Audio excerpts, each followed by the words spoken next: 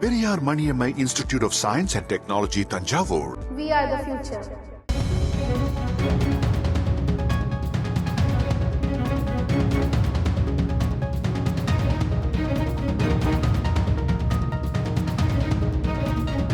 வங்கிகளை குறிவைக்கும் அதிநவீன செயற்கை நுண்ணறிவு தொழில்நுட்ப அச்சுறுத்தல் குறித்து மத்திய நிதியமைச்சர் நிர்மலா சீதாராமன் முக்கிய அறிவுறுத்தல்களை வழங்கியுள்ளார்.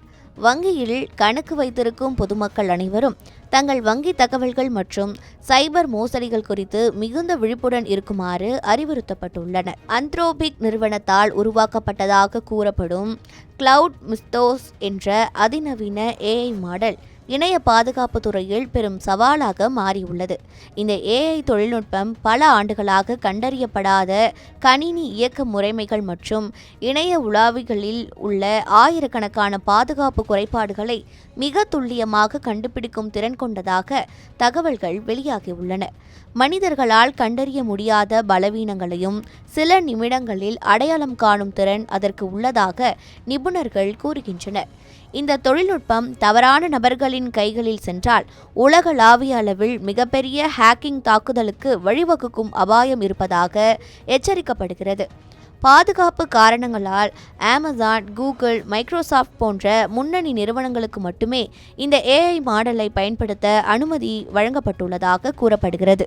இருப்பினும் அங்கீகாரம் பெறாத சில நபர்கள் இந்த அமைப்பை அணுகியிருக்கலாம் என்ற தகவல்கள் உலக நாடுகளை அதிர்ச்சியடைய செய்துள்ளன.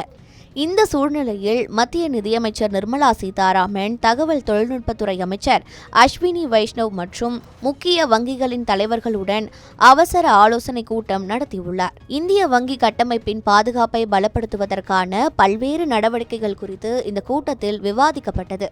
வங்கிகள் தங்களின் தரவு பாதுகாப்பு அமைப்புகளை உடனடியாக மேம்படுத்த வேண்டும் என்றும், முன் எப்போதும் இல்லாத அளவிலான இந்த அச்சுறுத்தலை எதிர்கொள்ள அனைத்து நிதி நிறுவனங்களும் ஒருங்கிணைந்து செயல்பட வேண்டும் என்றும் வலியுறுத்தப்பட்டுள்ளது. Real time thread intelligent sharing என்ற புதிய பாதுகாப்பு முறையை உருவாக்கவும் நிதி அமைச்சகம் பரிந்துரைத்துள்ளது.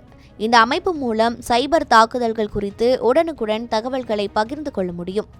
இந்த புதிய பாதுகாப்பு அமைப்பு இந்திய கணினி அவசரகால பதிலளிப்பு குழு மூலம் இயக்கப்பட உள்ளது.